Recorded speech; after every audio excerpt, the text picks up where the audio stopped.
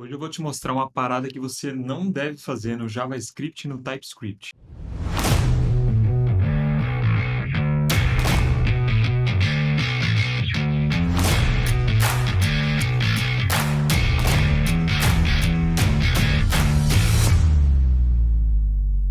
E aí, galera, beleza? Feliz 2023 para vocês. Estamos aqui no primeiro vídeo do canal do ano.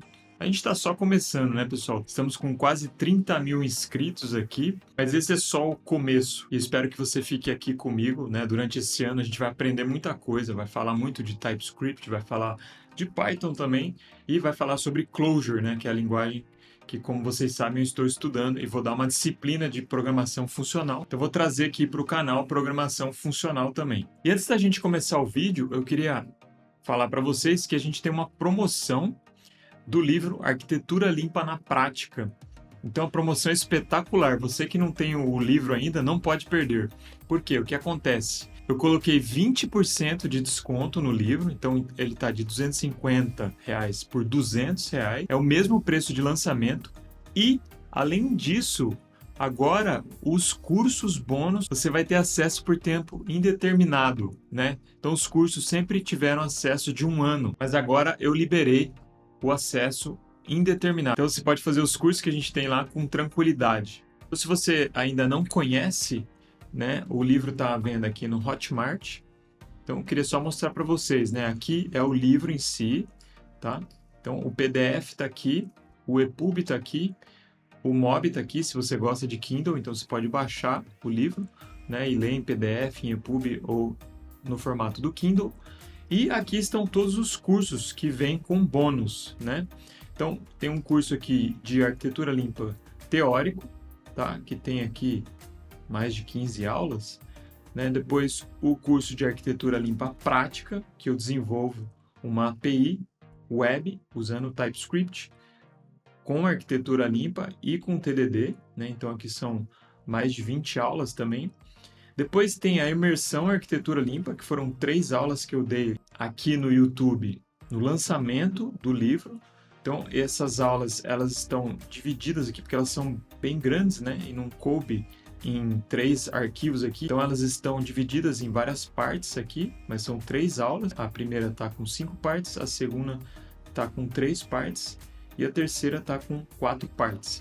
E, além disso, tem também o mini curso de TDD, no qual eu desenvolvo a aplicação que o Kent Beck desenvolve no livro Test Driven Development by Example, só que portada para o TypeScript. É um material espetacular que você não pode perder, vale a pena mesmo. Essa promoção ela fica valendo até o dia 10 de janeiro, então só tem mais alguns dias, né, para você aproveitar essa promoção. Eu vou deixar o link na descrição do vídeo para você ter 20% de desconto em todos esses materiais espetaculares aqui que eu entrego junto com o livro. Então, hoje eu queria falar sobre um bug que eu achei no código da aplicação que a gente está desenvolvendo lá na empresa. Claro que eu não vou mostrar o código aqui da aplicação que a gente está desenvolvendo, eu portei ele, né, para um outro domínio, para mostrar para vocês o que você não deve fazer em JavaScript e TypeScript. Dá uma olhada.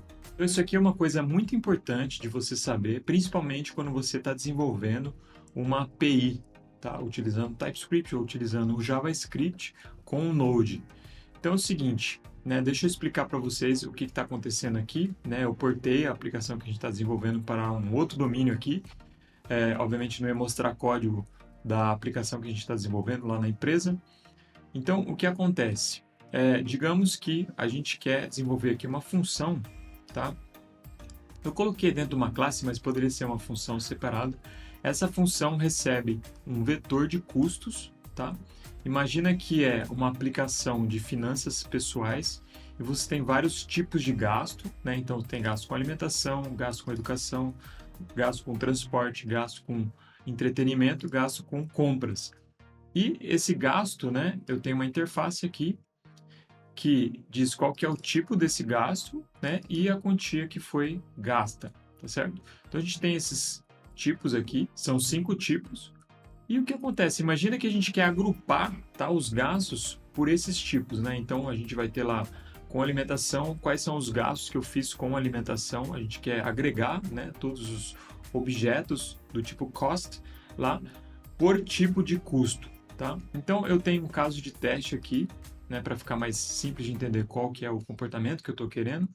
Então aqui eu tenho vários tipos de gastos. Isso aqui poderia vir de um banco de dados, por exemplo, né? Eu estou colocando aqui em memória, mas no caso da aplicação que a gente está desenvolvendo, esse dado vem do banco, tá? Então, por exemplo, digamos que eu gastei com comida, depois eu gastei com comida de novo, gastei com educação, gastei com transporte, e esses dados eles podem estar intercalados.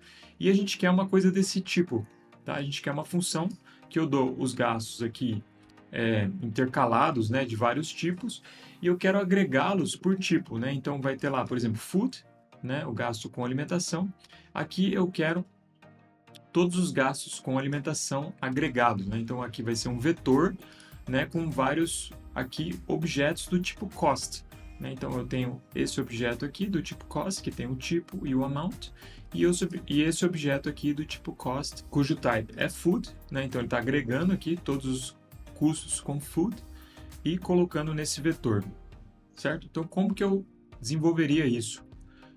Então, eu posso usar um reduce aqui, certo? Para eu construir o objeto inicial. Ele vai ter o tipo, certo? Então, vai ter vários campos, né? Esse objeto. Cada campo é um desses tipos que estão aqui, né? Food, Education, Transportation, Entertainment e Shopping. Então, é isso que esse primeiro reduce aqui ele faz, né? Ele vai colocar lá, ele vai construir um objeto que vai ter como chave cada um desses tipos, certo? E ele está inicializando um vetor vazio para cada um dos tipos de gasto, certo? E a função, aqui no caso, né, que é um método, mas poderia ser uma função aggregate, ela recebe vários custos e ela vai adicionando esses custos em cima desse primeiro objeto aqui que eu criei, né, com cada um dos tipos de custo como chave, e aqui eu vou agregar, né, esses custos por tipo, certo? Por isso que eu faço um novo reduce aqui, que nesse caso aqui é que a gente vai fazer o push e vai adicionar cada um dos tipos de custo no vetor correspondente àquele tipo, tá certo? Então isso aqui é um outro reduce que vai fazer isso. E como valor inicial, a gente tem esse primeiro objeto aqui, que foi construído lá somente com os tipos como chave. E o que acontece, né? Então, se a gente rodar esse teste, a gente tem esses dados aqui como entrada, tá certo? Esses custos, é um vetor de custos, e o que é esperado é isso, né? Que a gente vai ter esses custos agregados aqui pelo tipo de custo. Então, se a gente rodar esse teste, a gente vai ver que o teste está passando, tá certo? Ele de fato está agregando esses valores. Então, não sei se vocês conseguiram perceber, mas tem um bug aqui, um bug muito sério. O que que acontece aqui, pessoal? Vamos reproduzir, né? Vamos fazer com que o nosso teste falhe com base no bug que está acontecendo. Então, se eu fizer essa mesma chamada uma segunda vez, né, eu tentar agregar esses custos novamente, aqui embaixo, vamos chamar isso aqui de second actual. Então, obviamente que deveria ser o mesmo valor, tá certo? A gente está chamando uma segunda vez, mas para o mesmo vetor. Porém, se a gente rodar esse teste, o que acontece? Agora ele vai falhar, tá? E era o que estava acontecendo na aplicação que eu estava desenvolvendo. Só que foi mais difícil perceber isso porque, de fato, a gente estava fazendo uma requisição web, né? A aplicação estava conversando com o banco e, em vez de ser dados que a gente tem em memória, na verdade, esses dados estão vindo do banco. Então, é uma espécie de uma query mesmo que a gente faz no banco. Só que, cada vez que a gente fazia a requisição, a resposta vinha diferente. A gente pensou, puxa, uma consulta não pode mudar o banco. Então, como é que está vindo dados diferentes a cada requisição? Então, a cada requisição aumentava o número de dados. Então, o que está acontecendo aqui, pessoal? É uma coisa que a gente precisa tomar muito cuidado. Eu já vi mais de uma vez em aplicações Node. O que acontece? Esse cara aqui, ele está no escopo do arquivo aggregator.ts.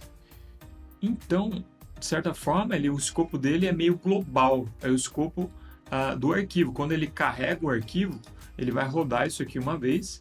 Só que o que acontece? Como a gente está usando esse cara aqui como valor inicial, ele vai agregando os valores, né? Ele vai fazendo push, vai aumentando os vetores, né? Vai incrementando os vetores e esse incremento é colocado, certo? Nesse grouping by type default. Ou seja, a segunda vez que a gente chamar esse cara aqui, ele vai ter guardado os dados que estavam lá. Por quê? Porque a variável está no escopo global, por assim dizer. Ele não está dentro do método. Então, era isso que estava acontecendo na aplicação que a gente está desenvolvendo. Então, como é que faz para resolver isso? Se a gente rodar aqui, tá vendo? Na segunda rodada, o valor fica diferente, porque ele vai agregando e guarda na memória. Então, o que acontece? A gente precisa colocar essa variável no escopo da função ou do método. Ela não pode ficar fora, porque senão cada vez que você roda, ela vai incrementando e o valor anterior ele vai ficando nessa variável, tá certo? Então, cada vez que a gente rodava, imagina, lá no caso a gente tinha muitos mais dados, né? A gente tinha mais ou menos 11.000 registros que entravam. Então, cada vez que a gente rodava, eram mais 11.000 registros. Então, uma hora ia explodir a memória lá no servidor. Mas a gente percebeu o problema antes e foi fácil de resolver, né? Então eu vi que de fato essa variável aqui ela estava no escopo mais global. Então basta fazer o quê? A gente tirar essa variável daqui e colocar no escopo da função ou do método aqui no caso. Porque cada vez que a gente sai desse escopo, essa variável ela desaparece. Então ela só vai estar viva no escopo do método. E quando então o método termina, ela é zerada, né? Então aqui quando a gente rodar, a cada vez ele vai zerar esses vetores, os vetores vão ficar vazios, que é de fato o comportamento que a gente quer. Então se a gente salvar aqui e mandar rodar o teste, agora passa. Então fica a dica, né? Quando você trabalhar com esse tipo de variável, em que você de fato vai agregando, vai mudando o valor dela, de fato não é uma função pura, né? Do jeito que estava, porque essa variável estava fora do escopo do método. Então ela tem efeito colateral, porque cada vez que você roda a função, você altera essa variável e ela fica alterada, né? E ela é reusada novamente, então os dados vão sendo agregados nos valores que já estavam na variável. Então você tem que colocar ela no escopo correto, que é o escopo do método ou o escopo da função.